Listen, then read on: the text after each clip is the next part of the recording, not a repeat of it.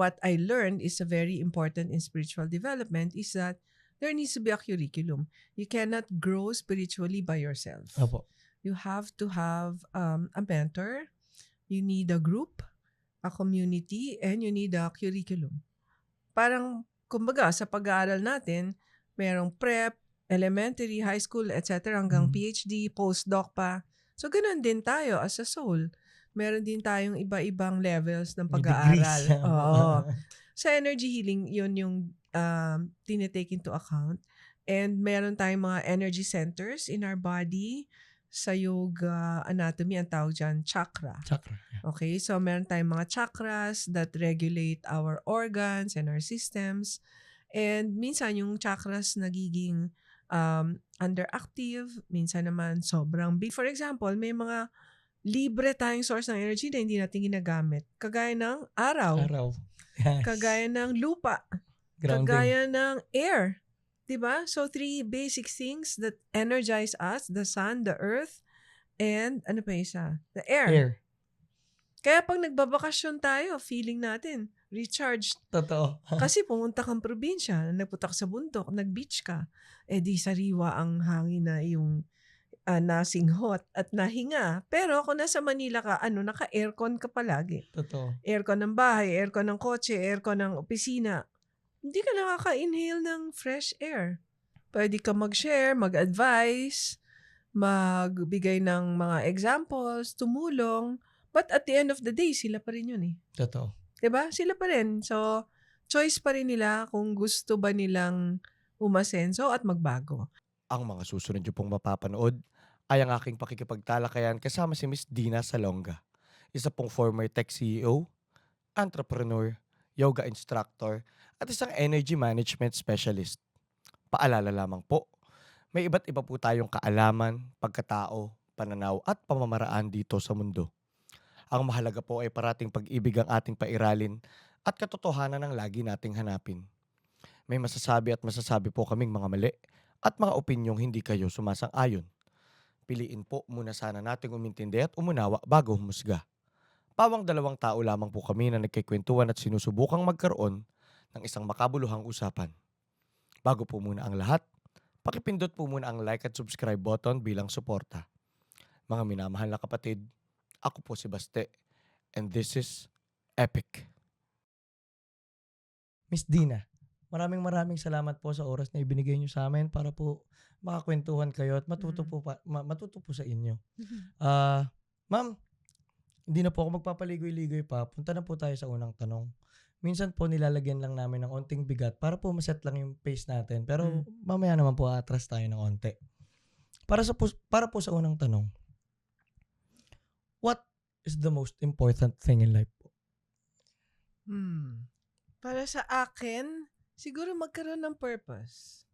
Nang magkaroon ng purpose sa buhay, hindi lang yung gumigising ka, pumapasok sa eskwela, sa trabaho, umuuwi. Tapos yun na yung buhay mo.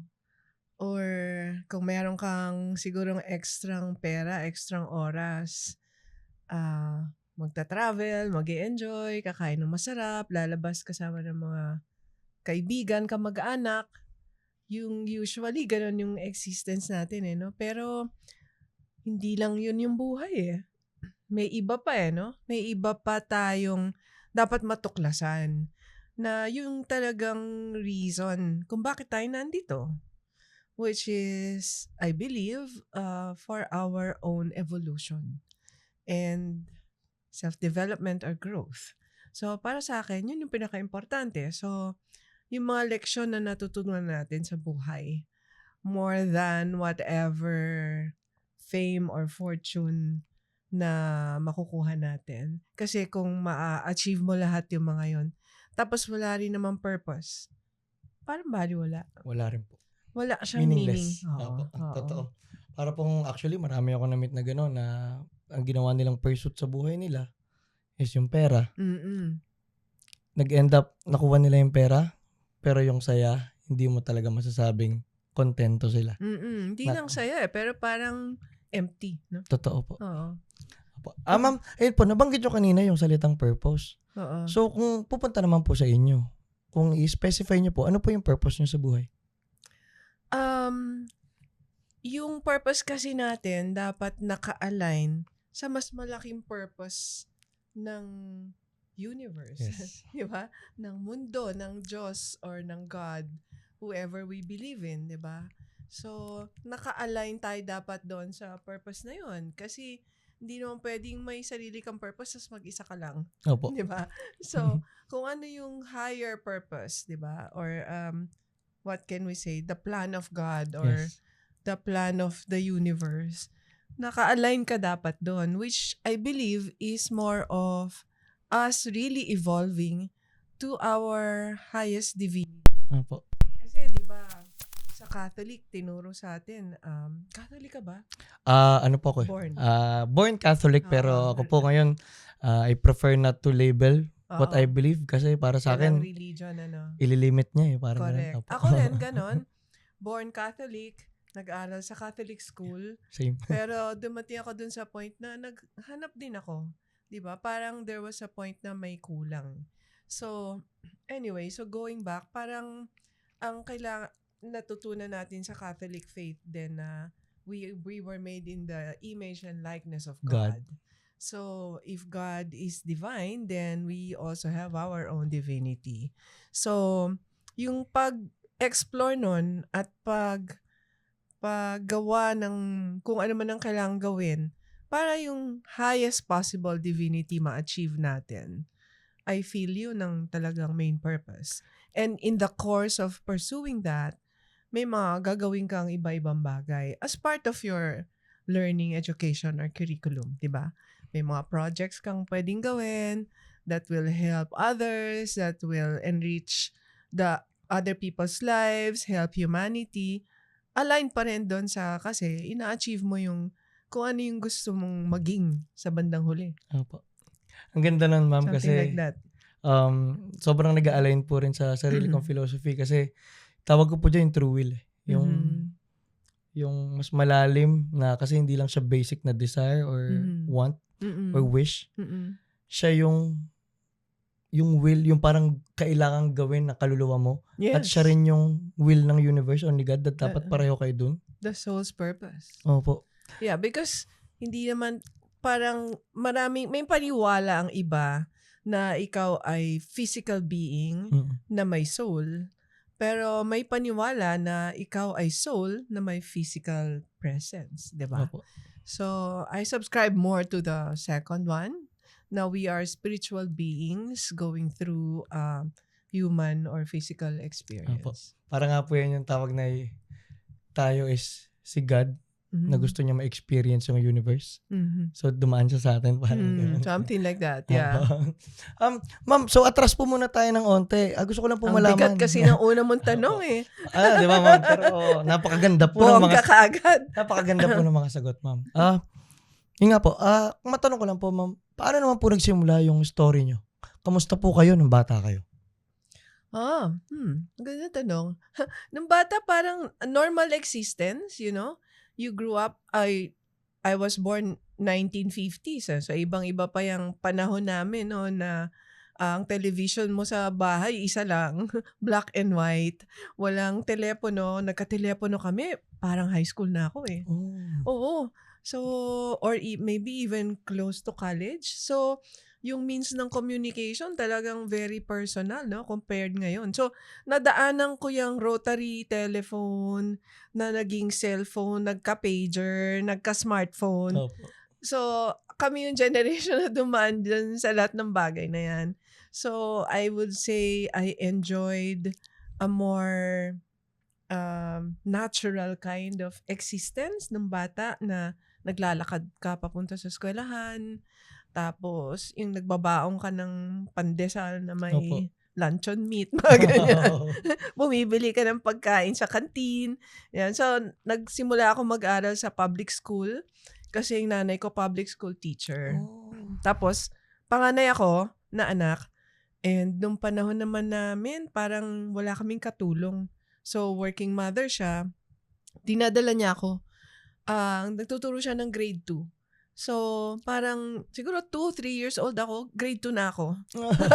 Kasi pumapasok ako sa mga klase niya. Tapos lahat ng class picture niya, nandun ako. May maliit na bata doon sa class picture. So, lahat ng estudyante niya, kilala ako. Tapos nung naging 5.5 years old ako, December kasi ang birthday ko. Nung araw, hindi ka pwedeng mag-grade 1 hanggang hindi ka nag-7. So, 5.5, di ka pa pwedeng mag-grade 1. Dapat nag-7, 7.5 ka pa magiging grade 1. So, paka 2 years advanced. So, sabi ng grade 1 teacher sa nanay ko, ipasok mo na si Dina dun sa grade 1, saling cat, saling pusa. Baka hindi na alam ng mga Gen Z kung ano yung term na yan. Saling pusa. So, kasali ako dun sa klase. Anong nangyari? So, araw-araw pumapasok ako, grade 1. At the end of the term, ako yung first honor sa class. So, nagtuloy-tuloy na ako sa pag-aaral. Pero, so parang advanced ako sa age, no? Ang nangyari lang, when I was 5, because nga my mother was a teacher in the school, public school ito, hindi ko alam, nabully ako ng teacher ko nung grade 5. Sabi niya sa akin, di ka naman magaling Kaya ka na nagkaka-honor kasi yung nanay mo, teacher. Grabe yan, no? Oo. So, natakot ako sa kanya. So much so na nagkasakit ako. Kasi hindi ako sabi na naiihi ako, I wanna go to the toilet. Takot ako magsabi nun. So, nagkasakit ako sa kidney. Dahil napipigil ko yung aking pagwiwi. So, I had to take parang a medical leave from school. Na ospital ako kasi ginamot ako. Tapos sabi ng nanay ko, huwag ka na dyan bumalik sa school. Stop ka muna. Anyway, maaga ka naman nag-start. So, tatama. Kumbaga, sasakto rin yan pag-graduate mo. So, tumigil ako mag-aral. And nung time na yon, ang ginagawa ko na lang, hinahatid ko yung bunso kong kapatid sa health center kung saan siya preschool kasi wala pa namang kinder nung araw. So, may parang school doon sa health center. Nag-a-attend siya.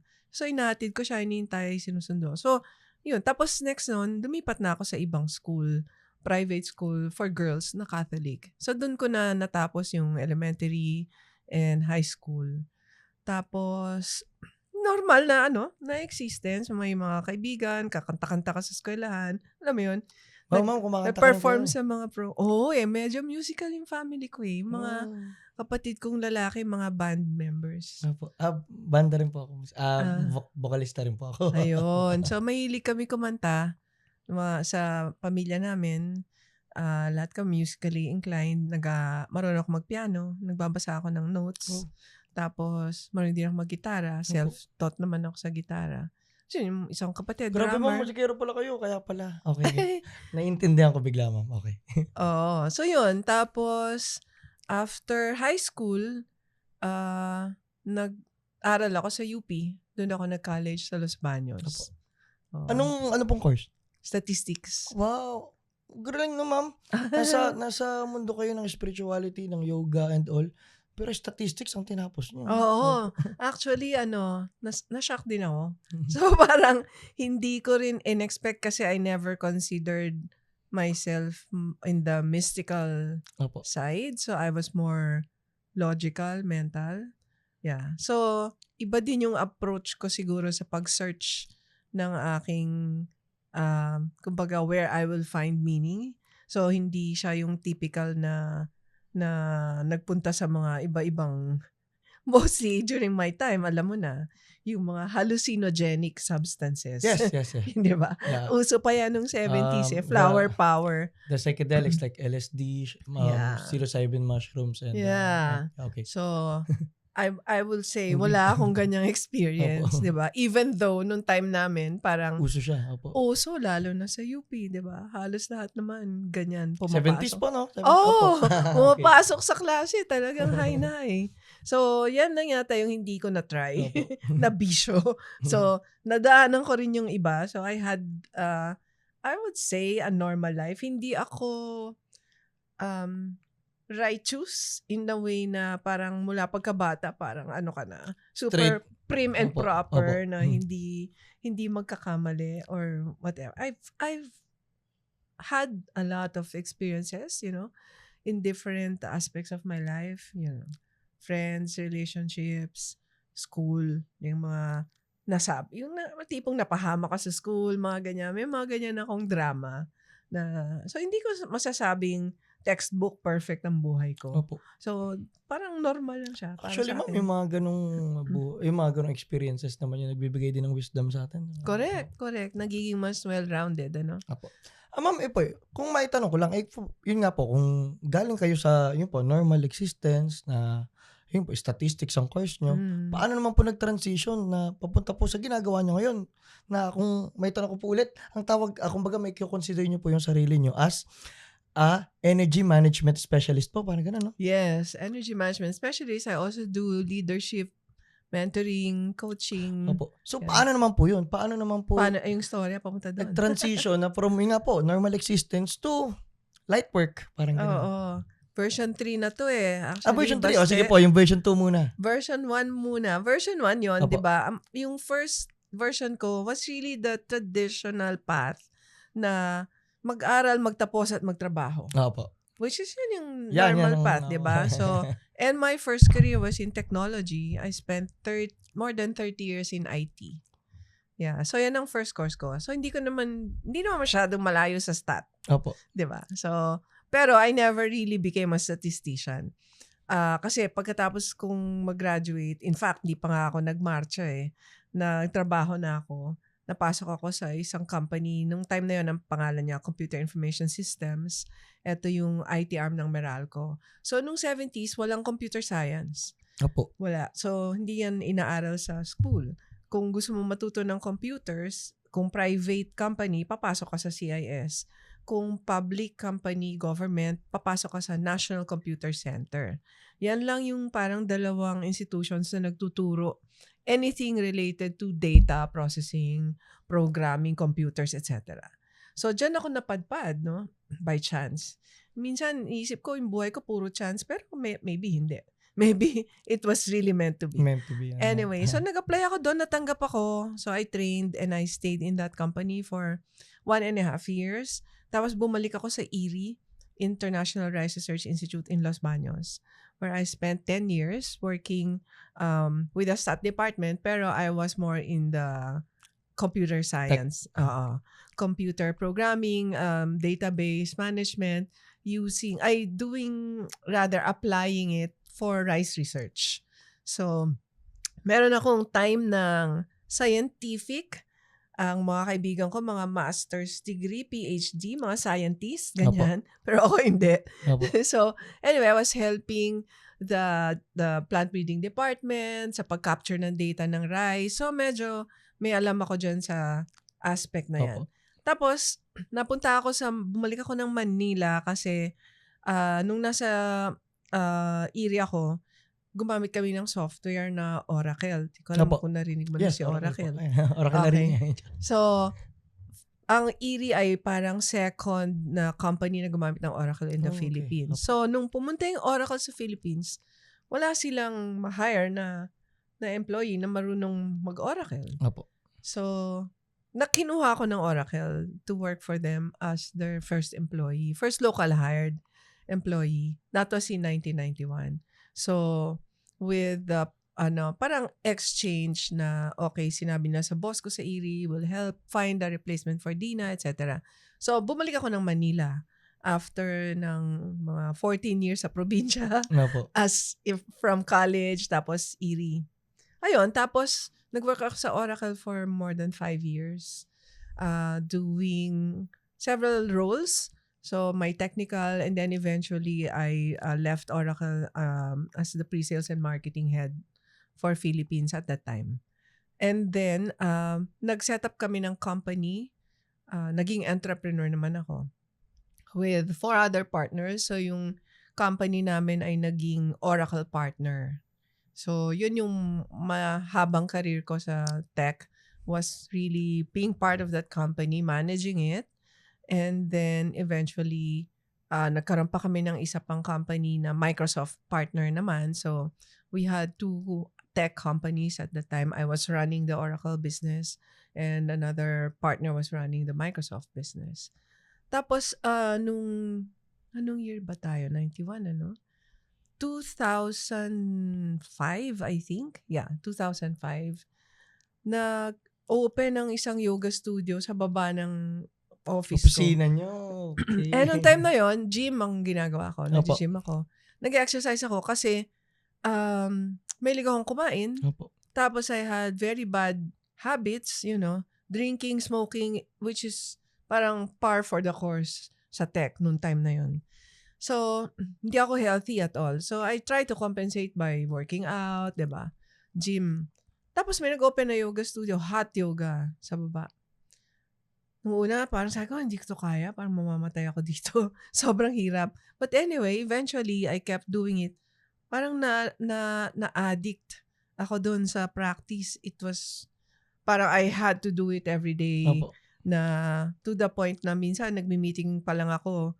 Ready Nagmamadali na na kayo. ako kasi pupunta ako sa class, mahuhuli ako. Tapos, pag nagmi-meeting ako for my business, instead na ibenta ko yung produkto ko, I talk about yoga. Yoga. Opo. Kasi tatanungin ako ng mga kliyente, parang ganda ng aura mo, ganyan yung ginagawa mo.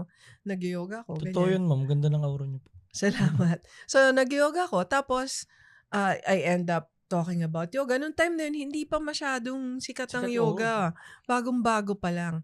Tapos, na-realize ko, sabi ko, parang sobrang hilig ko dito siguro. Gusto ko na lang. At tapos, napapansin ko pala sa mga kliyente doon sa yoga studio na yun, na ako yung kumakausap sa kanila, I encourage them, pag bago sila, nahirapan. So, parang gusto ko yata magturo.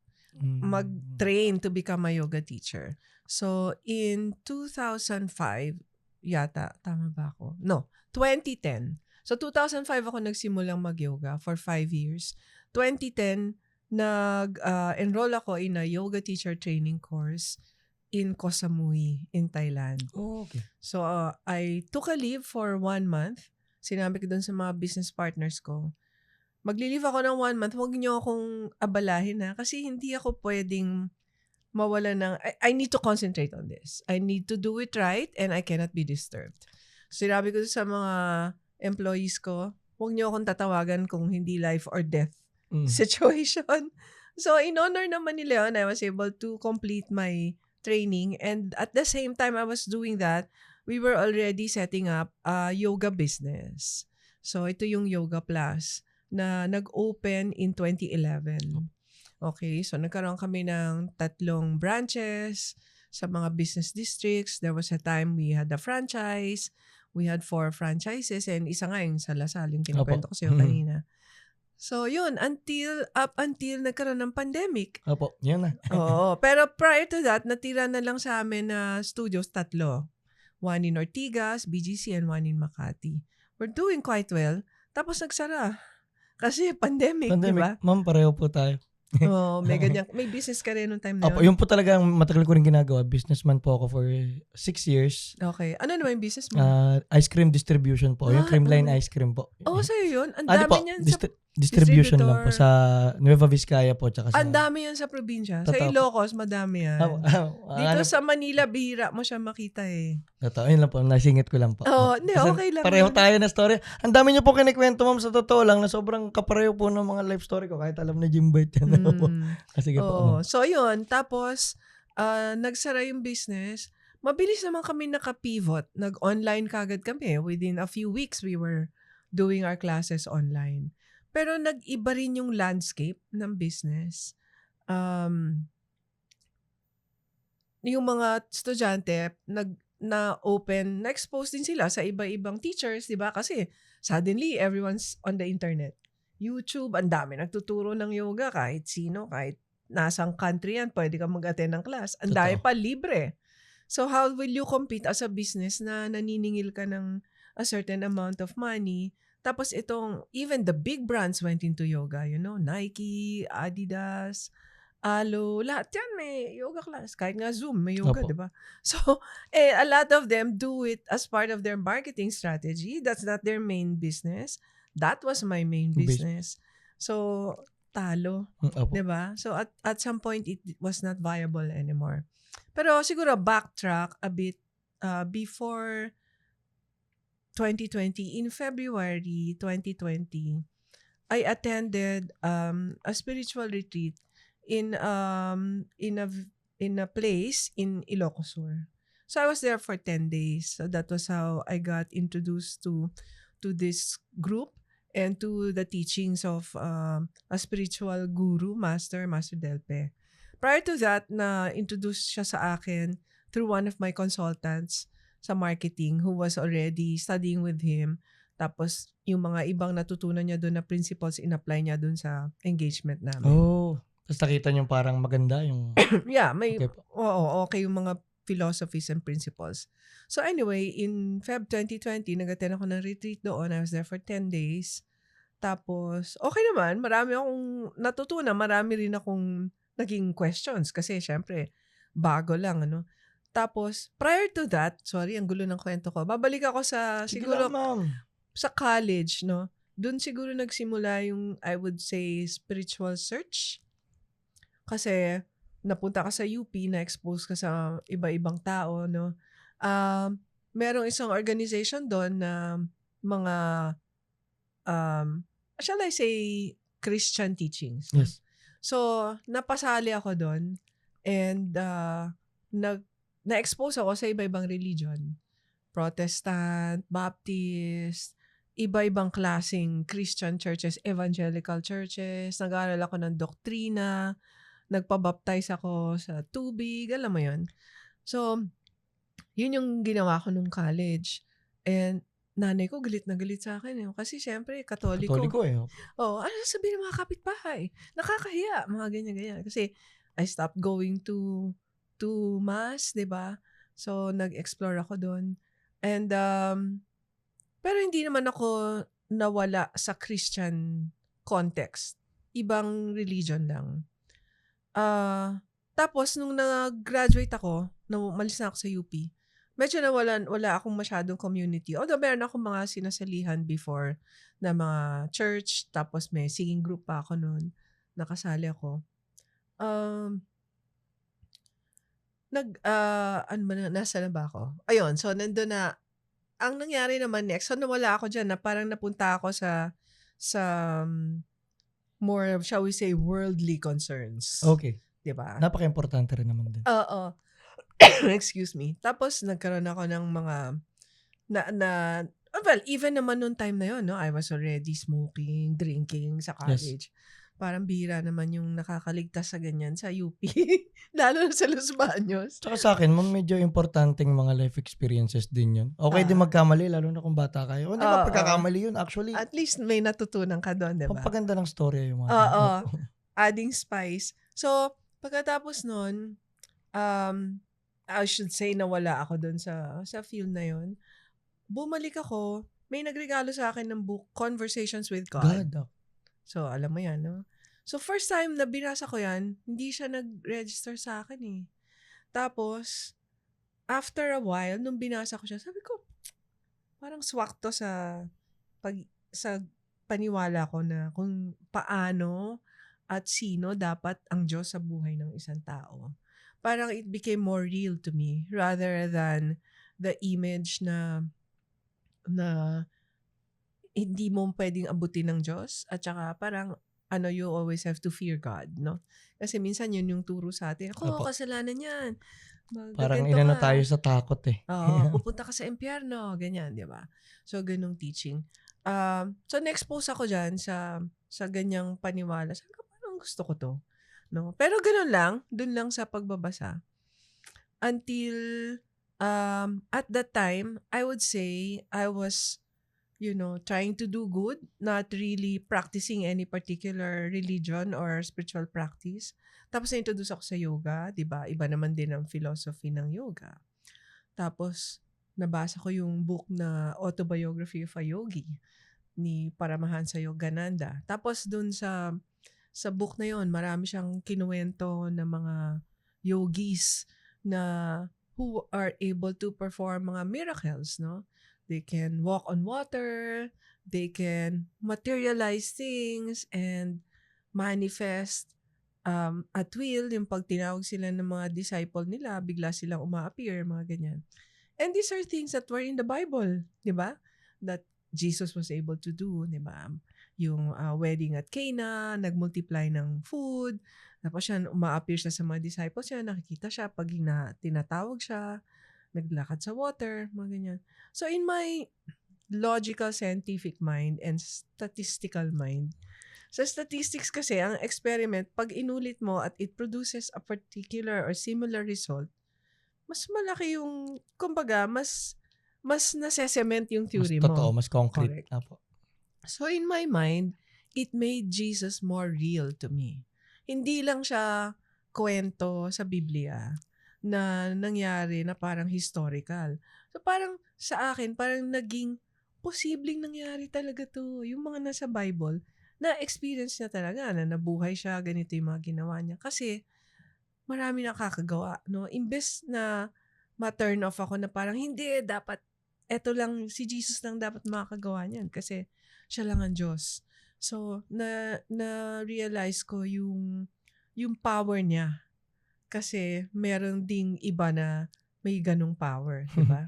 So, ewan ko, baka maraming magalit sa akin sa mga sinasabi ko. Hindi, ma'am. Ako po, matanong ko lang, tawag po sa mundo namin dyan is Christ consciousness. It's being one with God. Mhm.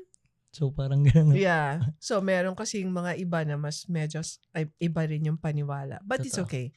So, ayun. Naging mas real sa akin ang God, ang Diyos. At hindi lang siya basta theory. Pero nakita ko siya in a different perspective. And then, I became siguro more open. So, with the study of yoga, energy, tapos napunta ako sa meditation.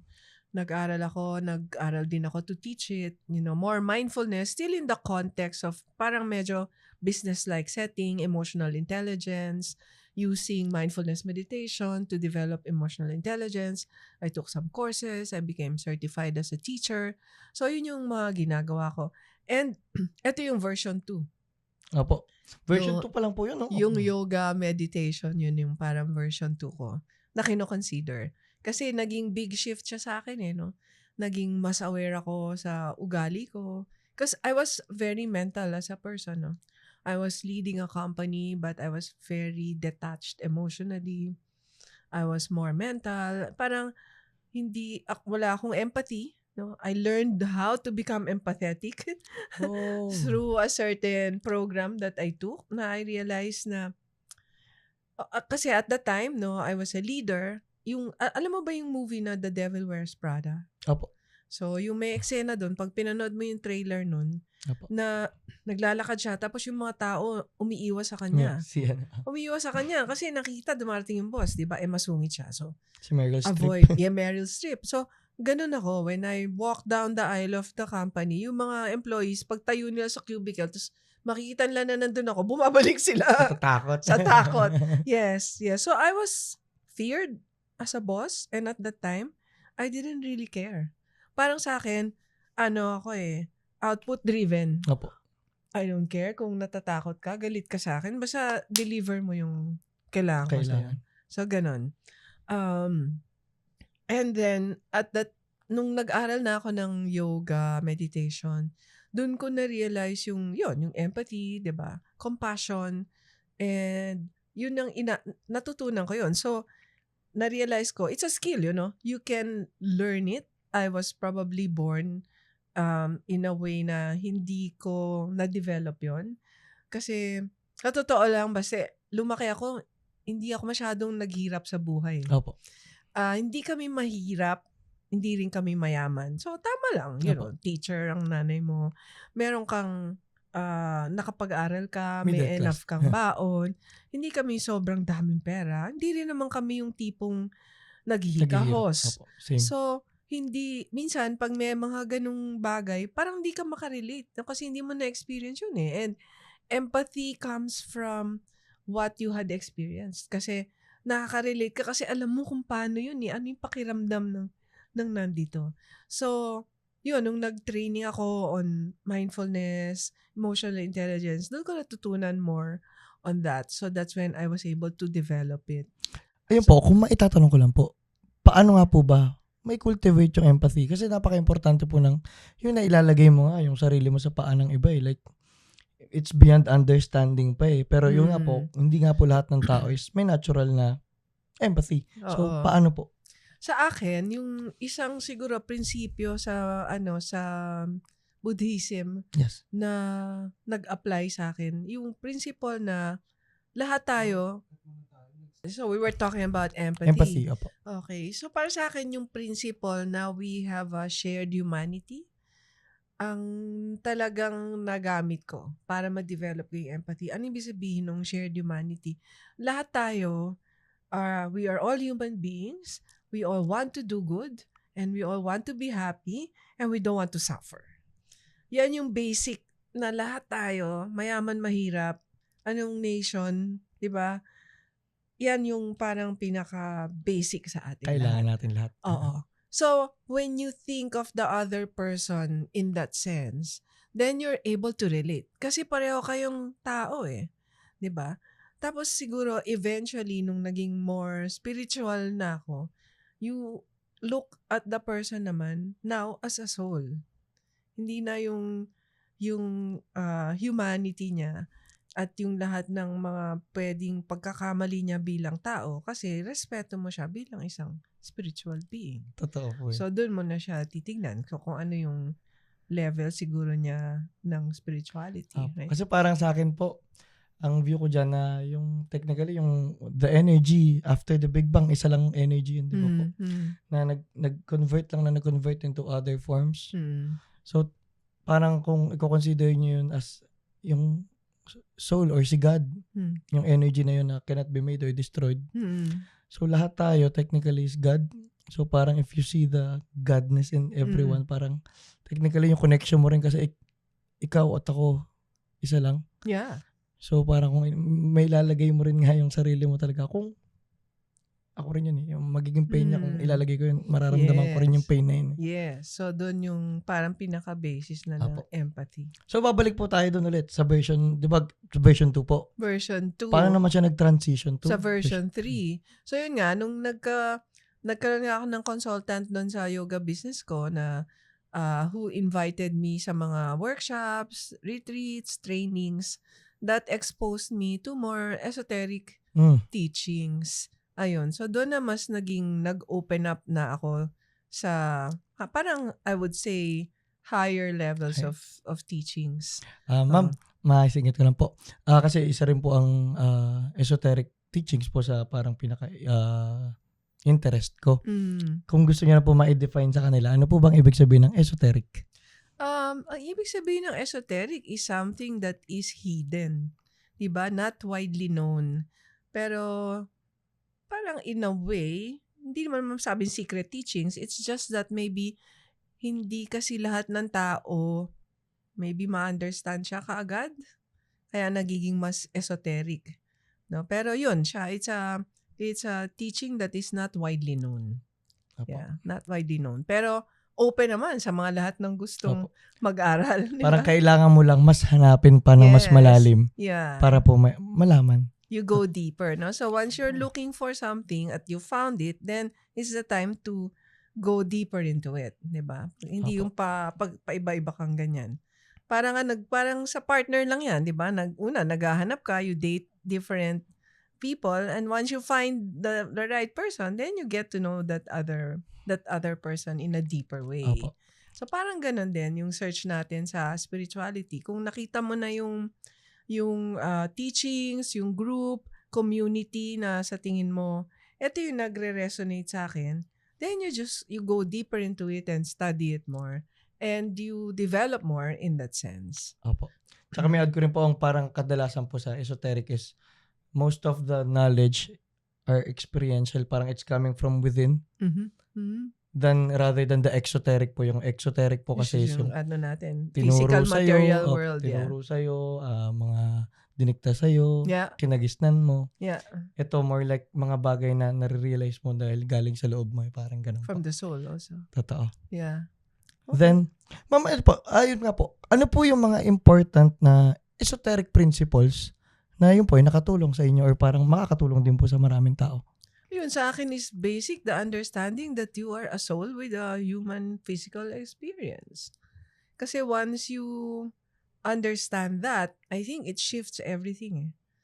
How you see the world, how you see your life, how you see things that are happening to you, no?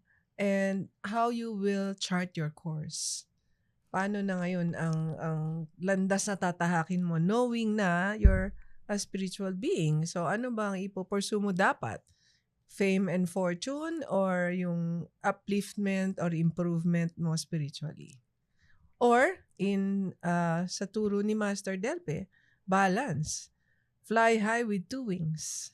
Material wing and the spiritual wing. 'Di ba? Kasi karamihan nga naman ng mga spiritual people, they tend to shy away from material things kasi for some reason or another na parang hindi siya dapat, no? Opo.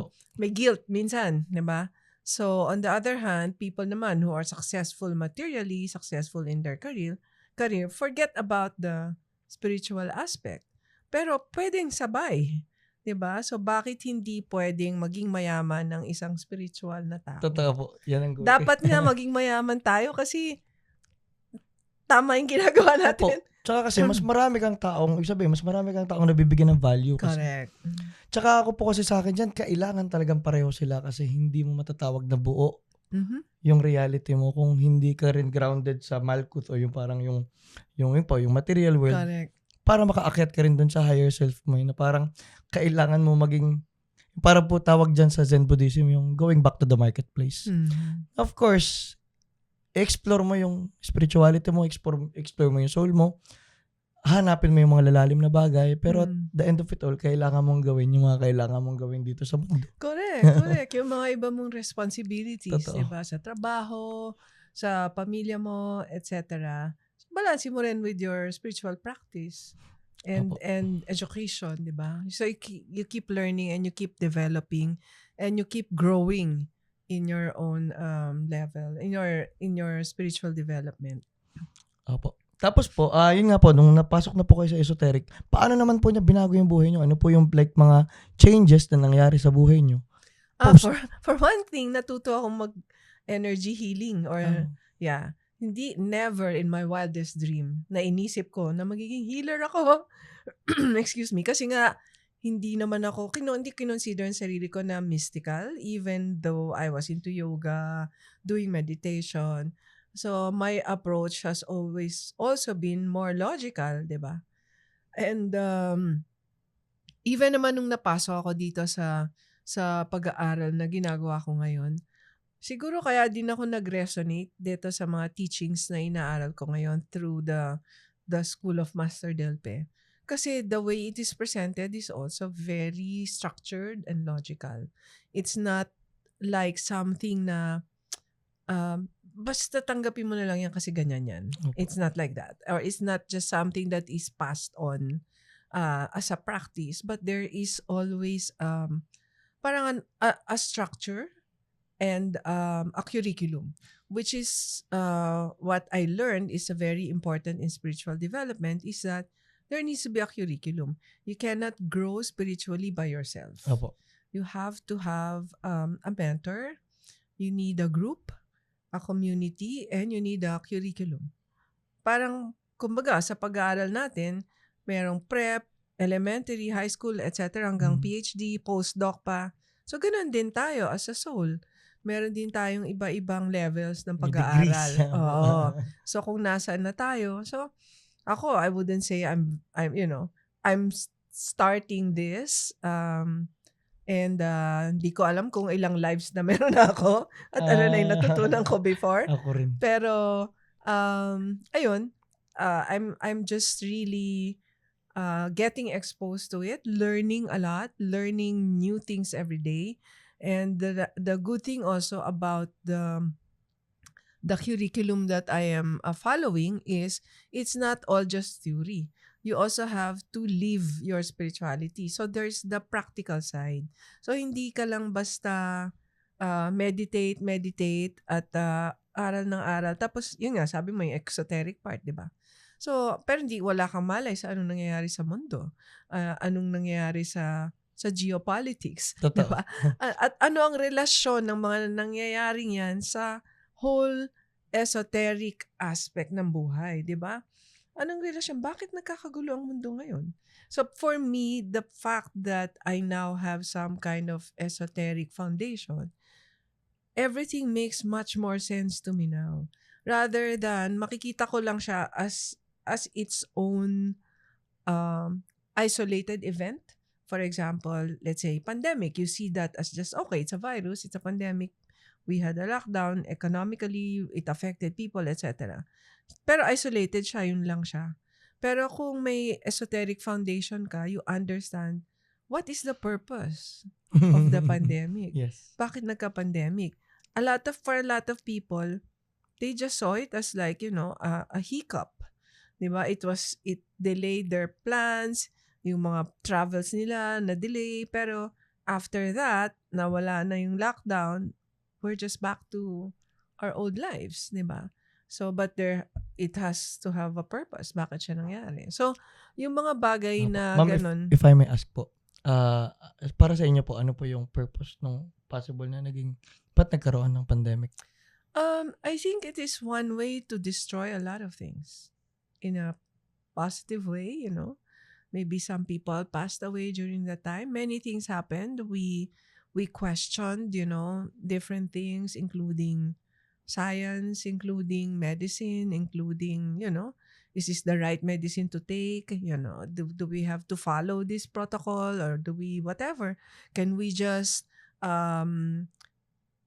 kumbaga boost our immune system naturally and not get COVID? Marami tayong kinwestiyon. Even yung educational system natin, suddenly Nagbago. people were studying from home. Before nag-pandemic, lahat tayo pasok sa school or work from home.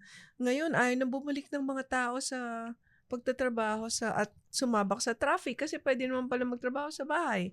Opo. So, marami siyang winasak na Opo. mga institusyon na, yun, I mean, it was time for a shift, diba? Kasi nga, as you know, it's now the Aquarian age. So, Age of Aquarius. yes. Ma'am, may share ko lang po kasi yung sinabi niyo po, sobrang nag-resonate sa akin kasi, totoo, yun din po, yung pandemic po yung galing ako sa isang normal na buhay. Nagtapos, nagtrabaho, nagnegosyo, kumikita ng pera, pero parang empty. Para sa ako ba ginagawa to? Bakit hindi ako excited pumunta sa probinsya para magtrabaho everyday?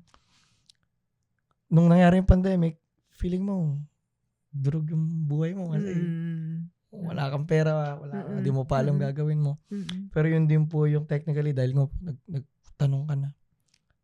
Tinanong mo na yung soul mo, hinanap mo ano ba talagang dapat kong gawin. Kung mawawala ko na lahat, pwede naman ano yung matitira. Ano yung buhay na parang gusto kong kung matatapos na to, yung ginawa ko talaga yung para kung dapat kong gawin. So doon po nagbunga yung podcast kaya po parang naging ang ganda po na sinabi niya na ano siya, trigger for change talaga. Yeah. Well, sadly though, maraming tao na parang hindi naman nakita yun. Apo. Diba? Parang bumalik lang sa dati. Parang nag-pause lang. Tapos pag-play, back to old ways. Parang okay, na-interrupt lang ako konti. Tapos meron pa nga tayong tinatawag na revenge travel, revenge shopping, di ba? Na parang, 2 taong kaming hindi nag-travel or hindi na ganito. Sige, tayo na, let's do. Sayang din yung oras na yun kung ganun lang. Oo. So, yun nga, parang sabi ko lang, okay, parang walang masyadong effect, di ba? Walang impact yung nangyari. Ito, hindi ka man napaisip na, bakit may pandemic?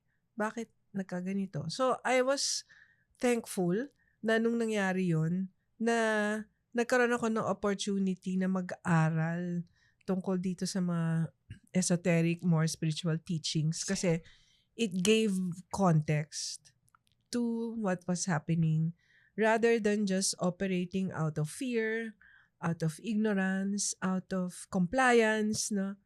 Parang na pwede ako magdesisyon na mas may pinanggagalingan. Hindi yung tipong gawin to, eto yung sinabi, okay, lahat tayo ganitong gagawin, lahat tayo susunod. So meron kang sariling parang nagkaroon ka ng discrimination, discernment, ano yung tamang gawin para sa'yo, di ba? Para sa sarili mo. Ma'am, kung matanong ko lang po, kasi 'di ba nabanggit niyo po kanina, musician po kayo. Hindi mo musician. Ah, I opo. love music. Opo. Pero ma'am, siyempre kung tumutugtog at nagbabasa kayo ako nga magbabasa ng nota, pero kasi po isa sa common na denominator na nakikita ko sa mga spiritual na tao. Lagi silang kung di sila musician, yun nga po, may ano sila, inclination sila sa science or math. At saka yung sa art. Sa art. Sa tingin niyo, ma'am, may kinalaman ba yung pagiging musikero niyo sa understanding niyo sa universe? Actually, kasi sa akin, yung part na yan ng personality ko siguro is a smaller part. The bigger part of my personality is more mental and objective versus subjective, no? So, dun sa school namin, meron kaming tinuturong different types, parang profiles. There's the objective types and the subjective types. So, ako nandun ako sa more objective. Kaya nga nung pumasok ako sa energy healing, parang hindi ko talaga maisip na magagawa ko yun eh. Kasi hindi siya natural para sa akin. In the first place, wala akong empathy, di ba? Opo, yun nga. Tapos ngayon, nag-healing ako. And yeah, okay naman siya. No, it's not, I wouldn't say it's my comfort zone at the moment. Hindi ko pa masasabi na nandun na ako sa level na expert. Pero I understand, how energy can be used to improve our health and how it can heal different kinds of conditions. Tawag po dyan yung energetics, no? Ma'am, kung makakapag-elaborate po kayo sa mundo ng energetics and energy healing po, ano po ba saan umiikot yung concept niya? At paano po nangyayari yung process ng healing? So, sa method that we use, which is called Be Well Science, BE stands for Balanced Energy. We heal on the 5 levels of health. So, we don't just see diseases, for example, or medical conditions as a physical condition. So, it involves 4 other levels, which is the physical yung usual, di ba? Vitality, emotional, mental, and spiritual. So, all these 5 levels of health should be balanced for us to really attain what we will probably call wellness or wholeness. Diba? But typically, ang nangyayari sa atin, we experience disease at the physical level. No, sinisipon tayo, inuubo, or nagkakabukol, diba? Nagkakaroon tayo ng mga sakit sa katawan, namamaga, etc., inflammation. Pero minsan, nagsimula yan energetic. And usually, ngayon, tinatapos ko yung specialization ko sa cancer. Marami akong nakikita with the clients that I have been working with na a lot of it has an emotional, kumbaga, starting point. Opo. May mga emotional experience na pinagdaanan. So, pag tinanong mo lang, kunyari, nag-i-interview ka for the initial part of the engagement. Tapos, pag tinanong mo, when were you diagnosed? Ganyan ng cancer, ganyan, ganitong year, ganyan. Tapos, ano nangyari during that time? Tapos, and they will recall na, okay, yung asawa ko naging ganito, or So, may mga emotional experiences na sometimes nagpe-precede doon sa maybe that year, many years back, naipon, tapos nagiging sakit eventually. And so, sa healing, kasama yun. Hindi lang basta tanggalin ang bukol, pero alamin bakit nagkabukol. Kasi baka ang bukol bumalik ulit. Tinanggal mo sa isang lugar, tapos bumalik naman sa ibang bagay, sa ibang lugar, kasi yung reason bakit nagkabukol, hindi naman na-address. Kumbaga yung symptom lang yung hindi na-resolve. Okay, so sa energy healing, yun yung tinitake into account. And meron tayong mga energy centers in our body. sa yoga anatomy, ang tawag dyan, chakra. Chakra. Yeah. Okay, so meron tayong mga chakras that regulate our organs and our systems. And minsan yung chakras nagiging underactive, minsan naman sobrang bilis. So parang, kumbaga kung kotse, minsan papasok mo sa kasa para i-tune up, minsan may tornilyo maluwag, merong masikip. So pag masikip, adjust. Pagka maluwag, adjust. So ganun din yung mga chakras in a simplistic way, You adjust them kung ano yung tamang level nila. Meron tinatawag na profile na ganito dapat yung proportion ng mga chakras para mas balance yung health. So, that's how the healing happens. Opo. No? Pero maraming factor sa healing minsan, may mga tao na sobrang healthy. Lahat, walang bisyo. Bakit nagkakasakit? Diba? So, may mga iba pa rin. Like, minsan, nandyan papasok yung konsepto naman ng karma. Yes. Bakit may mga bata na kakapanganak pa lang may cancer na? Opo. Hindi mo naman masabi na may bad lifestyle sila kasi bata pa sila. Pero parang, ba't pinanganak meron ka na kagad grabing sakit? No? Saan ang galing yun? Kahit na yung parents mo naman, sobrang healthy nung pinagbuntis ka. Kung sakali po ba, kung may mga ganong instances, bakit po kaya yung mga ganon? Kung i-relate natin siya sa karma. Could be past life disease. Oh, okay. Na nadala mo, hindi na heal nung time na yon, na nadala mo. Pagka you were born already with that energy.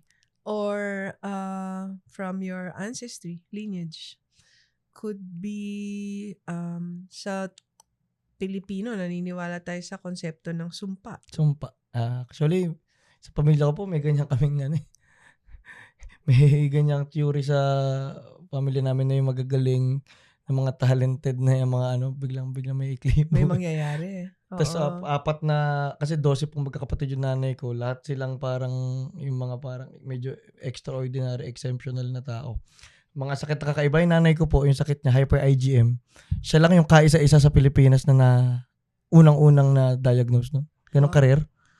Pero rare na tao rin siya, like yung, ganun din po siya, parang may pagka-magi. Maka-advance yung nanay mo, kaya maagang. Opo, Baka pero natapos na niya ang kanyang nga po, sabi sobrang bait nga raw po, kaya parang kaya mabilis lang yung Opo. maiksi lang yung life. Pero yan, Opo, pwedeng karmic galing sa ancestry, lineage, pwedeng curse, kung naniniwala ka doon. May mga tao kasi naniniwala, merong hindi, di ba?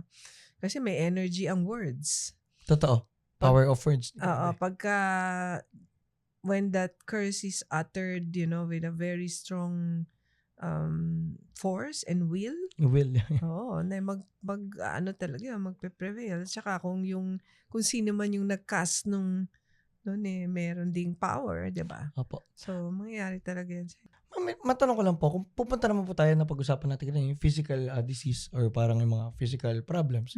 Pagdating naman po sa mental, kasi isa po yan sa pinakamalaking problema ngayon sa society natin is yung mental health. Marami pong depressed, marami nagkakaroon ng bipolar, marami nagkakaroon ng yung mga borderline personality disorder. Pagdating sa energetic aspect naman po, paano po ba tutulungan yung isang taong depressed? Okay. So first of all, we see that more as emotional rather than mental. Okay po. Kasi when you're depressed, 'di ba, it's a feeling. Yes. It's not a thought. So dapat i-address siya as an emotional issue. So ang ang premise diyan is yung mga tao na mababa yung energy frequency. Yun yung madaling kapitan ng depression and anxiety. So ang kumbaga first aid sa ganyan is how do you elevate the energetic frequency of the person para kahit na may dumating na mga pagsubok sa bagay niya na kumbaga magpapabagsak sa'yo, parang mas resilient ka kasi may kumbaga I would say, siguro ang analogy is nag-vitamins ka. So hindi ka masyadong sinisipon or kung may mga katabi kang sinisipon, hindi ka nahahawak agad kasi protected ka. So, yung energy mo, i-elevate mo away from depression, away from anxiety, away from disease, para kahit na may pagdaanan ka, meron kang tibay. Yun yung nanggagaling sa energy. Pero kung, halimbawa, energetically, mababa na yung energy mo. Madali eh. Konting mag-break lang kayo ng boyfriend mo. Parang pinagsakluban ka na ng langit at lupa, sabi nga nung matatanda, 'di ba? Whereas somebody who probably has a higher level of energy, okay, I'll cry for a week or two, after that, bounce back na. Opo. 'Di ba? So, yun yung isang pinaka-basic premise sa energetics. Increase the energy level. Opo. Ayun po, kunyari po ba sa isang taong, yun kasi parang uwi at uwi, kailangan mo tulungan yung sarili mo. Kung nasa ganun po na isa kang tao na yun nga, yung mababa, yung energy frequency mo na technically, ang baba rin na tingin mo sa sarili mo. Maraming ganyan. Marami pong ganun, totoo lang na. Pero po, at the same time, kung outside perspective, pag tinignan mo naman sila, they're full of Parang potential. Oo. They're full of, makikita mo pa yung light nila, like yung aura nila, parang totoo namang, kailangan mo makita yung, paano mo po ba, yun nga, paano niya tutulungan yung sarili niya? Okay, may mga iba't ibang techniques dun sa tinuturo namin. Yes. In our healing system, we teach some movement practices to flow the energy in the body, to decongest. Kasi minsan, marami kang energy kaya lang barado. Kaya hindi nagfo-flow. Tapos, how to restore energy kung kulang. Tapos, may mga guided meditation to heal yung mga toxins ng emotional toxins, mental toxins. How do you release it? Kasi yan yun din yung nagpapabigat sa atin no? Meron tayong mga parang, napanood mo ba yung Inside Out na movie? Hindi pa po masyado yun. Yun yung Hindi pa. Disney Disney ba? film. Pixar ata. Hindi ko alam sino nag-produce niyan. But Disney anyway, Pixar. di ba, it talks about different emotions. Tapos, yung representation niya ng emotions parang mga ball na nasa loob. Di ba? Nag-uusap-usap sila, no? So, parang may ganun din tayo, energetically, na emotions na nasa emotional aura natin. So, anger, fear, sadness, grief, nandyan sila. Tapos, kung mababa yung energy mo, tas madalas ka pang na-expose doon, lumalaki ang mga energetic substances na yan sa body mo, that making it much harder for you to deal with them. So, in that case, kailangan na ng intervention, healing, di ba? How to remove it. At ibang strategies din para hindi ka naman palaging, kumbaga, you don't feed it a lot. So, let's say, lumaki ka na sa isang household na maraming anger. Okay? So, siguro kasama na sa imprint mo yon, no?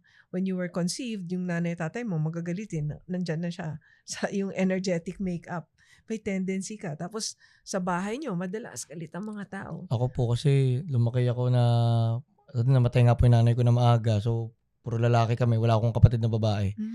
So, mataas yung male energy sa amin na, so, grabe yung, mababait naman kami, hindi naman, pero medyo matindi rin yung rage din namin sa family na parang, so parang minsan po, nung lumaki na rin ako, hindi yung parang, ang hilig ko sumigaw, pero sigaw lang naman doon po, nananakit. Pero hindi ka galit, o galit ka talaga? Pwede po, parang mabilis lang kami magalit. Yeah, kasi yun nga, siguro the anger entity sa emotional aura mo, very active. Na tapos nafi-feed siya palagi, so lumalaki siya. So mabilis siya ma-activate. So kailangan nang matanggal 'yon through healing, pwede mangyari 'yan. And yun, increase the energy frequency para hindi ka na prone to that, no? Marami namang pwedeng gawin for that. Pero kasi yun, at saka isa pang factor, yung ang mga na-affect ka ng energy ng ibang tao. Ayun, apo. No, totoo yun. kasi we have energetic fields around us that can intersect. So, kunyari ikaw, kung malaki yung energetic field mo, yung mga nakakasalamuha mo, nakukuha mo yan. No? So, kung wala kang protection, they can easily contaminate you. And minsan, akala mo, sa'yo yung thoughts. Hindi naman pala. Yun nga. Kasi diba, sabi nga natin, anong basis? Collective, diba? There's a collective universality. There's a universality, diba? We share a field of energy. So, kung nandito ka sa Manila, ano ba ang prevailing energy sa Manila? Makukuha mo yon, diba? Ngayon, nasa ibang city ka, maybe iba yung energy niya. So, kung tumira ka doon, baka may iba yung energy mo. So, totoo yun na may factor yan eh. Kahit sa friend group po eh. Yeah. Technically, yung basic na the average of the people you spend time with. Yes, I agree with that. So, yan yung mga psychological, scientific, di ba? Pero energetic, Yes. meron talaga at nararamdaman mo Totoo talaga po yun. yun, di ba? May mga, sabi nga natin, energy vampires, no? Meron namang mga tao na pag nakasama mo, parang tumataas Tumataas yung energy energy mo. mo, di ba? So, ang siguro sa mga nakikinig dito sa podcast mo, hanapin nila yun. Kung alam nila na, ano na to energy vampire, wag ka na sumama dun. Di ba? Iwas ka na dun sa mga ganun. Pumunta ka sa mga tao, lugar, na mag-increase ang energy mo. Gumawa ka ng mga practices na pampatas ng energy. For example, may mga libre tayong source ng energy na hindi natin ginagamit. Kagaya ng araw. Yes. Kagaya ng lupa. Grounding. Kagaya ng air. Diba? So, 3 basic things that energize us, the sun, the earth, and ano pa isa? The air.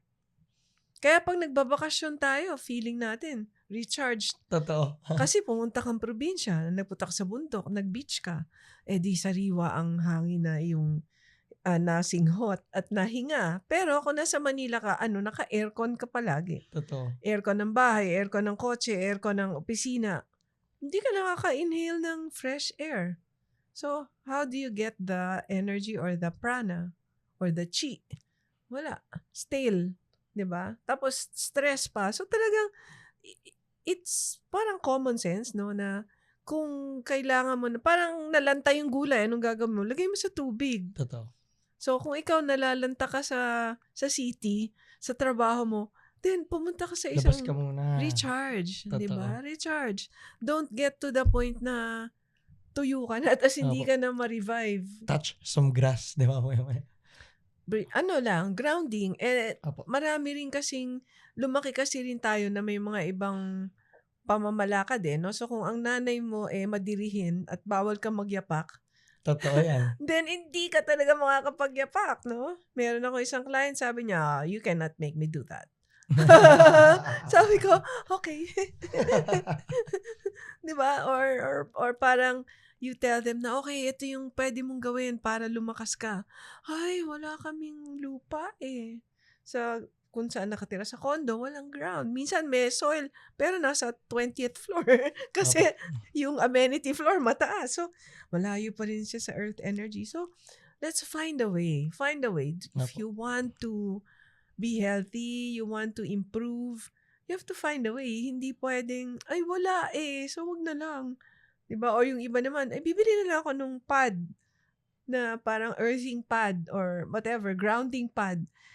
Kuryente yun hindi naman yun earth. Diba? Totoo. Si earth yung may energy, yung electricity lang yan So, yun. So, we parang just go back to natural practices, to your true self, no? Kung ano ba tayo dati, nagyayapak, di ba? Ako dati, hindi rin ako mapagyapak Nagsimula na ako magyapak nung nag-yoga ako. Nandidiri din ako dati sa dumi ng paa. Na parang tipo, yucky. Pero nung nag-yoga na ako, parang okay na. Ngayon, pwede ka naman maghugas. Oo, ngayon nakatira ako sa bundok. Opo. Pag tutulog na, yun, tsaka na maghugas ng paa.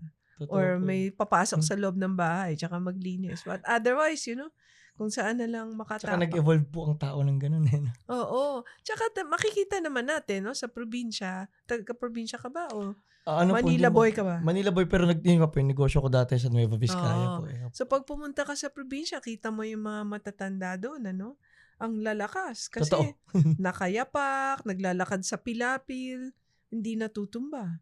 Kahit na matanda, nagbubuhat pa ng kung ano-ano. So, kailangan natin ma-realize din what we did to ourselves, di ba? At saan tayo nagkulang, ano yung mga bagay na kumbaga na-impose siguro sa atin, na hindi na natin itinanong bakit. Tapos ginawa na lang natin without question. Ngayon, nagkakaroon siya ng impact sa atin. And yet, we still don't realize, ba't nga ba tayo nagkaganito? No? Totoo yan, ma'am. Minsan kasi hindi na tayo nag-iisip Parang tanggap ka lang ng tanggap na, okay, ganito dapat ganito. Parang nagiging robot na yung ganun. Ma'am, kanina po nabanggit niyo yung meditation. Ano po ba ang importansya ng pag-meditate? Kasi sa akin po, isa yan sa pinaka nagbago rin ng buhay ko. marami kasing klase ng meditation, no? Yes. May mga meditation na tinatawag natin na science, meditation as a science, or meditation as an art.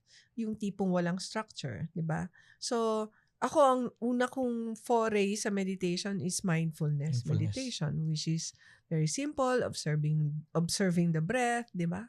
And allowing thoughts to come and go, di ba? Going back to your focus, and it helped me develop self-awareness. So, dyan, malaking bagay talaga yan para sa akin. Tapos ngayon, marami na akong natutunan na iba-ibang klaseng meditation. So, on YouTube, marami kang makikita, maraming mga apps. So, a lot of the apps are really for mindfulness, no? And a lot of them, ang goal niya is to relax, distress. Pero may mga ibang meditation na iba naman yung purpose. Okay. So meron kaming mga meditation for healing. Meron kaming meditation for creating positive wishes in the morning to start your day well. Tawag namin siyang goodwill meditation. Tapos merong meditation to connect with your soul. Merong meditation to parang kumbaga mag-align ka, di ba? So, iba-iba. Merong standing meditation. Merong nakaupo na meditation. Ang importante, ano ang objective? So, ano ang gusto mong ma-attain pag nag-meditate ka? If your goal is to relax, then you just go to the YouTube sa mga app, maraming relaxation meditation. Meron din yung transcendental meditation, di ba? So, iba din naman yung objective nun. What I find lang siguro for more mystical people, it's easy for them to, yung mga meditation kagaya ng mindfulness, madali sa kanila kasi hindi busy yung isip nila. They can easily sit down and mamaya, high na yan sila. May mga nakita na silang colors. Di ba?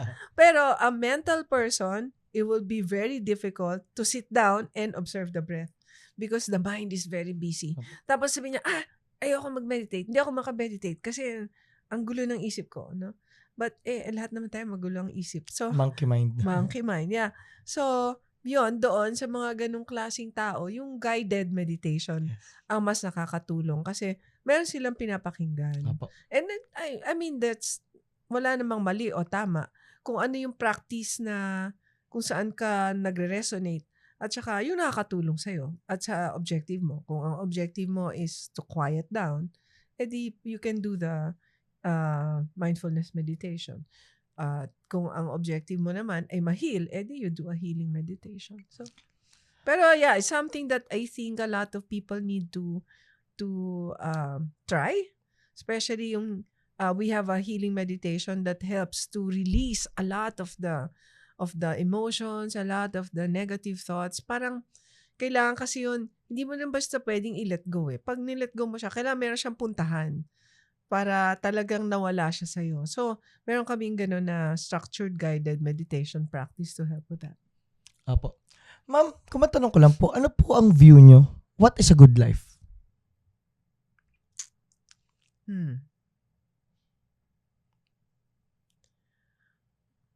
I think yung sagot dyan, magde-depend sa kung anong klase kang tao.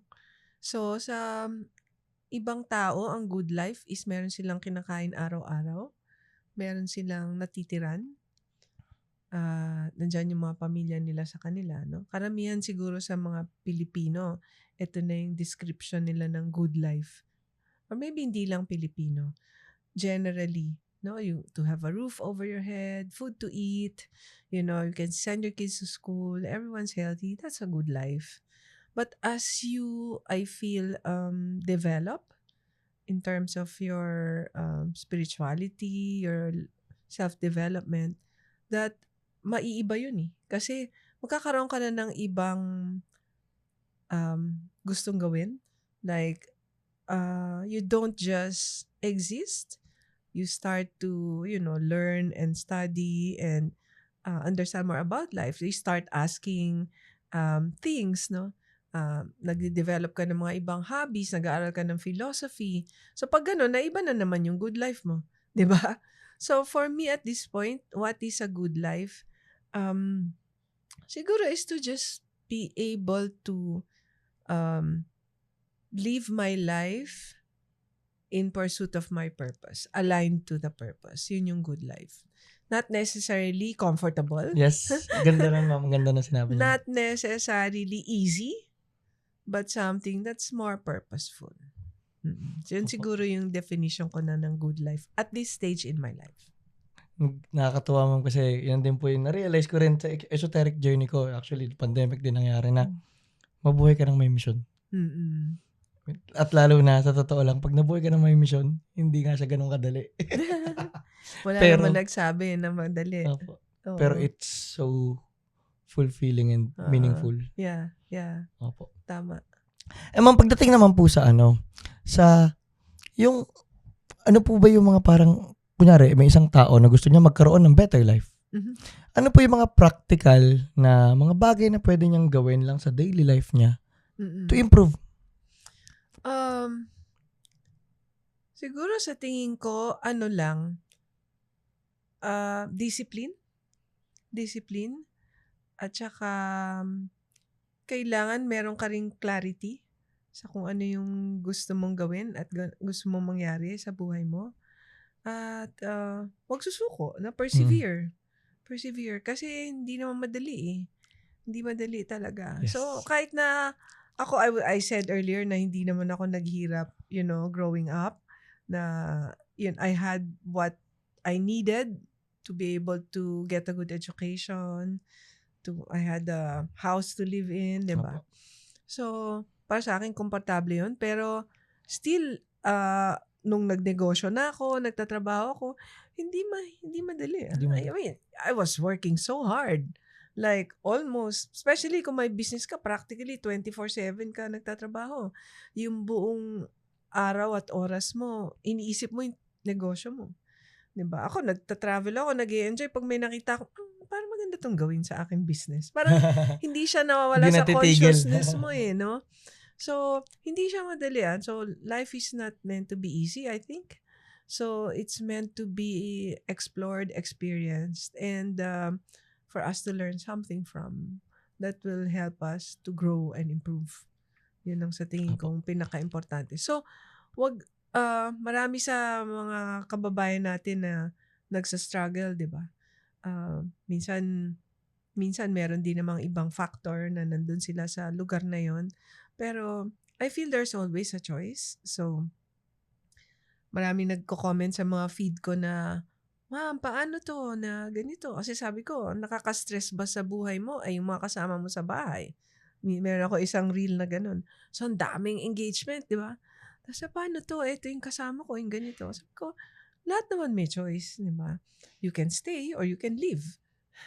Kung talagang masisira ka na dyan, bakit nandiyan ka, di ba? So, gumawa ng paraan or then, maybe you can ignore kung ano yung mga nandiyan. Huwag mo nang palakihin kasi ikaw din naman yung natatamaan. So, mag-isip ka lang ng paraan para magkaroon ka ng ibang option or nandun ka sa option na gusto mo. No? Hindi, kasi minsan pag sinabi mo na, eto na kasi, you resign yourself dun sa sitwasyon mo. I think that's where dun na magsisimula yung ma-stuck ka. Opo, yung technically, yung nga yung parang tinigil mo na rin yung evolution mo. Mm-hmm. Totoo yun. Ma'am, yun po, pagdating naman sa pag-evolve, Mm-hmm. how do you parang, paano kang mananatiling nag-evolve palagi? Based sa natutuhan ko, meron tayong iba-ibang stage ng evolution eh. So, hindi talaga lahat ng tao mag-i-evolve agad-agad. So, magkakaiba tayo ng kung nasaan tayo ngayon. But hindi ibig sabihin na hanggang doon lang tayo. 'Di ba? So, patuloy na kaya natin mag-improve. Pero, merong mga tao siguro na sa life na to, hanggang dyan lang. Na they will live their life but they will not really go to another level. Kasi ito yung kailangan nilang matutunan in this life. Ma'am, kunyari po ba, kung sakaling ganun nga, pero at the same time, mas makakabuti kasi sa kanila kung, yun nga, mabubuhay sila ng something for more, like for Mhm. for something better, pero kung yung parang ganun nga, yung parang sila tinanggap na nila yung sarili ng ganun. Mm. Ikaw kunyari, nagmamahal ka or mahal mo sila, kaibigan mo sila or Mm. kung sino man, mahal mo. Ano bang dapat mong gawin kung ganun ang tingin nila sa buhay nila? Pwede ka mag-share, mag-advise, magbigay ng mga examples, tumulong. But at the end of the day, sila pa rin yun eh. Totoo. 'Di ba? Sila pa rin. So, choice pa rin nila kung gusto ba nilang umasenso at magbago. Kasi that's one thing na I feel cause ng stress ng maraming tao is marami tayong expectations. Gusto natin baguhin ang mga tao. Gusto natin baguhin ang mga pangyayari at mga bagay-bagay. Wala naman tayong control doon. Hindi natin pwedeng baguhin ang kahit sino except sarili natin. Tayo lang ang pwede mag-change. 'Di ba? So kung sa isang mag-asawa o sa isang magkarelasyon na nagiging sanhi ng away nyo or sakit ng ulo mo is yung ugali ng isang tao, hindi naman niya babaguhin yun dahil sa'yo. Babaguhin yun dahil gusto niyang magbago. Salamat na lang kung ganun ang mangyari. Kasi let's say, ito palang kapartner mo, gusto din namang magbago. Pero kung ikaw, ginagawa mo lahat para magbago siya, it's not gonna happen. So, you manage your expectations. Oh. I-manage mo yung expectation. Pinakasalan mo yun. Alam mo naman ganyan siya. Pero I think yung karamihang mali is you think that you can change the person. Oh my God, yes. Diba? Ma'am, ito pa, kung may mga tanong lang po May ako. asawa ka na ba? Wala pa po. Okay. Actually, opo. Single available? Ano po yun? Searching? Ano ma'am, taken ako ma'am. Hindi Taken. makasagot si Baste. Taken na daw. Sorry, girls. Taken na daw. Apo, pero syempre, hopefully ma'am, maging ready na para magkapamilya yan. Apo, ma'am, ito po, matanong ko lang din. Kasi ito po, actually, meron friend, past 2 months lang, ended himself.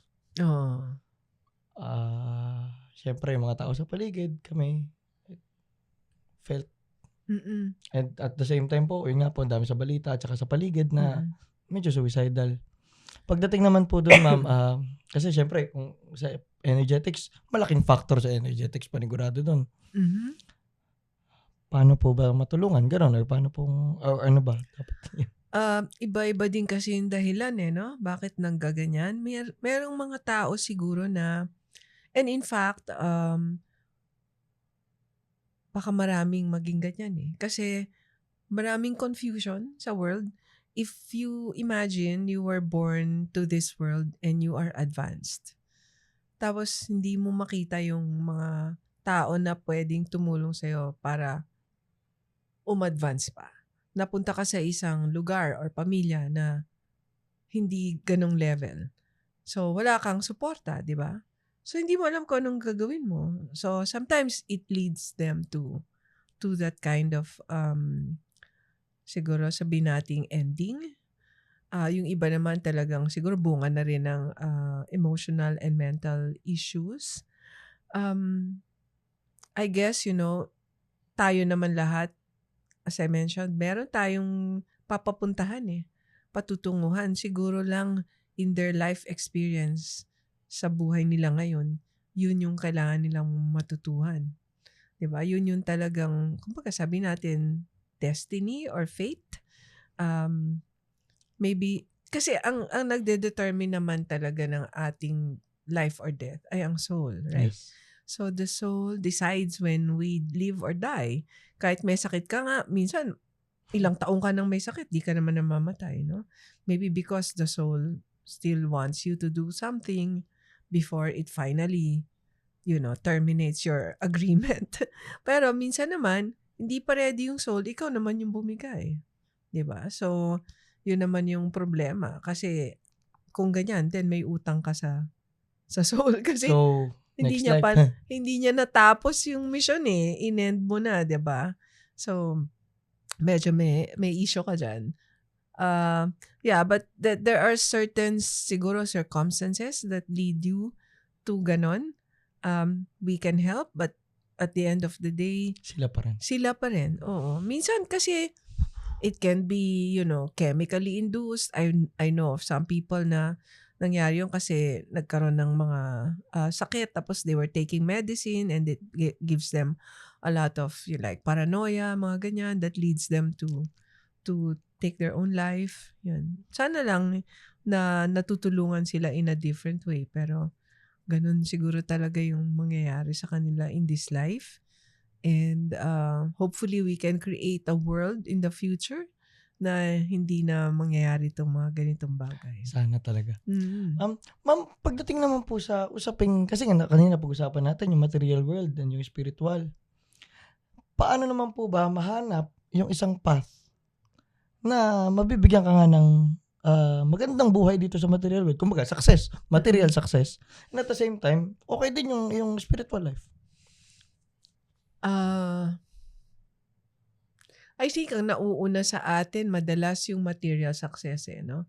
And pag dumating ka na dun sa point na na-reach mo na yon at wala ka nang makitang meaning, dun ka nagsisimulang mag-search ng spirituality. Or di kaya may dumarating sa buhay mo na isang pagkakataon or isang pagsubok na nagko-compel sa'yo na maghanap ng sagot. Diba? Either siguro magkahiwalay kayo ng asawa mo, may mangyari sa anak mo, magkasakit ka ng isang life-threatening condition, masira yung business mo, yung parang bumagsak ka na hindi mo na alam where to go. Then that's the time you ask, ano ba? Why? Diba? Then you start searching for that. So, again, may kanya-kanya tayong sigurong path at timing para dito sa ganito. Usually, yung soul naman yung nagbibigay ng ganong condition Minsan lang, di tayo nakikinig. Ayun. Yun yung mga napaka-importante. Minsan lang, nandyan na yung soul, pinupukpo ka na sa ulo, matigas ang ulo mo. Kasi syempre, masarap yung masarap yung exoteric world The fame, fortune, money, lahat. Masarap yun di ba? Masaya. Hindi kaya madaling maging spiritual, di ba? Distracted ka kasi. Oo. So, and ito, masaya ka dito. So, kahit anong tawag ng soul sa'yo, hindi mo pinapansin. So, and then, minsan, yun yung nagiging reason then why, we have the life ends. Kasi, the soul has to find its purpose. Pag di ka nakikinig, paano si soul, di ba? So, divorce kayo bigla. Totoo. Ma'am, kunyari nga po yun. Siyempre, sa pakikinig, siyempre, minsan sa meditation nyo, ano man. Pero ano po ba yung mga tips sa isang taong, yung ligaw pa, para mahanap niya nga yung purpose niya?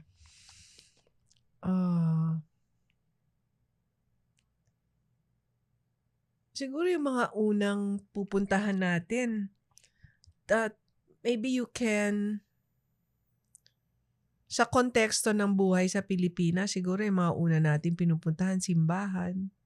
Diba? Yung mga pwedeng mag-guide sa atin sa pang-araw-araw na buhay, sa mga older relatives siguro na nakikita natin na maayos ang buhay, hingi tayo ng advice. Yung mga ninong at ninang natin, na yan naman talaga ang role nila sa buhay mo, maggabay. Or sa mga, kung nasa opisina ka, minsan yung boss mo or mentor. Mentor. Diba? Makakahanap ka ng mentor. Or kahit na hindi mo kilala, meron kang, let's say, nakitang isang personality na nagustuhan mo yung nangyari sa buhay niya, pwede mong aralin kung ano yung mga ginawa niya, di ba? Mga political leaders, mga scientists, businessmen, even artists, di ba? Na ano ba yung nangyari sa life nila? Paano nila tinahak yung mga challenges? And then, you learn, no? Sa tingin ko, ang isang tao na talagang may desire na mag-improve, makakakita siya ng sabi nga nila, di ba, when the student is ready, the teacher will come. So, merong papasok sa buhay niya na mag-guide sa kanya di ba? Kung in whatever shape or form. Yun. So, pero kailangan nandun po yung energy na gusto mo na talaga at willing ka na talaga. No? Ano naman yun? I think, meron talagang dadating na ganun sa buhay. Na, yun lang, sana lang, pag nangyari sa'yo, na makinig ka. Na pansinin mo siya. Kasi ang soul naman makulit. 'Di ba? Pag first time di ka nakinig, meron pa yung mga succeeding. Pagrabi nga lang na pagrabi. Well, palakas yung sampal, no? Correct. So, pagka hindi ka pa rin natuto, di meron ulit babalik sa'yo. Totoo. Ma'am, may ano ko lang po, medyo ibahin ko lang yung usapan natin. Kanina ko po napapansin yung inyong necklace. Mga crystals po, so panigurado, it's related to the energetics. Gusto niyo pong explain? If pwede ko po Naku, hindi pa yata ito mga blessed na crystal. Baka mga plastic lang to. So, Wala sigurong energy. Okay, so kumbaga ano lang ma'am, kumbaga ornamental lang talaga. Okay. Ma'am, ito medyo patapos na rin po tayo. Ma'am, ito lang, kung matanong ko lang po, kung sa akin po, hypothetical question lang, or hindi, syempre. Ano pong basa nyo sa aking energy at sa tingin nyo, ano po yung kailangan ko? Wow. Hindi ako psychic, ha? Opo. So, hindi ako yung tipo na makikita kita tapos alam ko na kagad kung ano nangyayari sa'yo. Naramdaman nyo lang, or? Ako, sa tingin ko, sa pag-uusap natin, Opo. sa vibe, kumbaga, nasa tamang direksyon ka sa buhay mo. At, pero sa tingin ko, naghahanap ka pa rin. Nandun ka sa path, pero naghahanap ka pa rin. At, parang nakita ko na marami kang pwedeng gawin. Totoo, actually po, yun po yung problema ko. Kasi may tendency ako to, yung medyo, yung marami talagang sobrang interest na, medyo naturally, may pagka, mabilis ako matuto sa mga bagay-bagay. At yun din po yung naging problema ko dahil ang dami kong gustong gawin, ang dami ko rin kayang gawin. Nahirapan ako maghanap ng focus. Na yun din po, yung nakahanap ako ng mentor nung sinabi nyo nga po na pag-ready ka na, ang sinabi sa akin, basta alam ko marami kang kayang gawin. Focus. Parang ganun. Tsaka siguro din, yun nga, alamin mo rin kung ano ba yung pwede mong gawing path para mag-evolve ka pa. So, sana ma-discover mo yun yung binanggit ko kanina na curriculum. What is the next step for you sa spiritual development mo? 'Di ba? Para makita mo rin kasi meditation is just parang one of the subjects. Pero meron pang iba na mag-guide talaga sa'yo para makita mo yung full path mo to self-development and eventually self-mastery. Opo. Ma'am, punta na po tayo sa huling-huling tanong. Ma'am, kung may ko-condense nyo lang po yung pinaka-mensahe nyo sa mundo, ano po yung mensahe nyo sa kanila? Pang Miss Universe ba to? Yes, ma'am. Kasi, ma'am, kanina binanggit nyo, kailangan nyong isabuhay yung purpose ni Universe. Oo, diba? Parang pakiramdam ko Miss Universe question yung tinanong mo to. Para pang ending lang. Pang huling mensahe.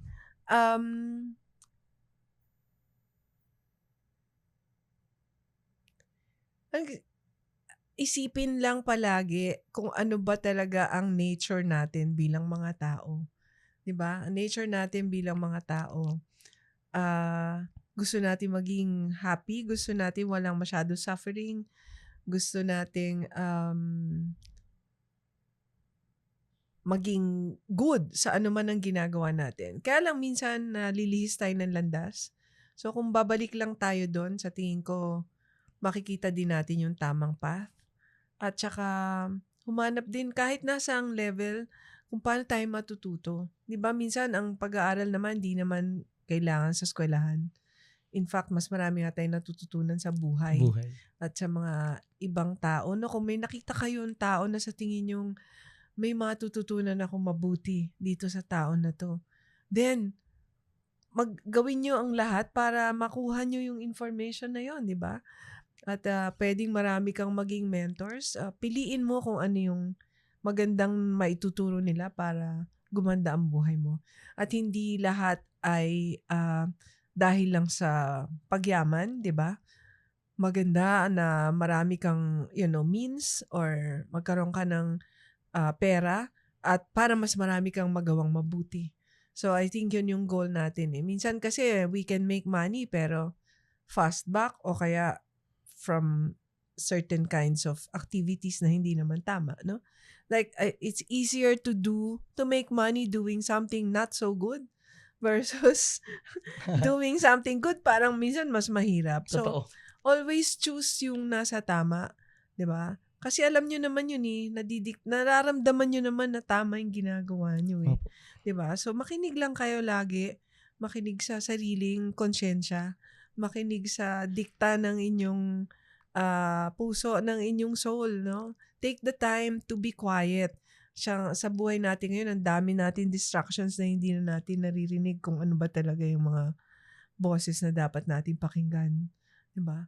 So, but yeah, just do your best, be disciplined, be focused, persevere, and ma-attain nyo yung gusto nyo. Miss Dina, maraming salamat po sa kwentuhan. Napakarami po naming natutunan at napakaganda po talaga ng energy niyo sa totoo lang. Salamat Maraming din. salamat po Thank sa you, oras Baste. na to.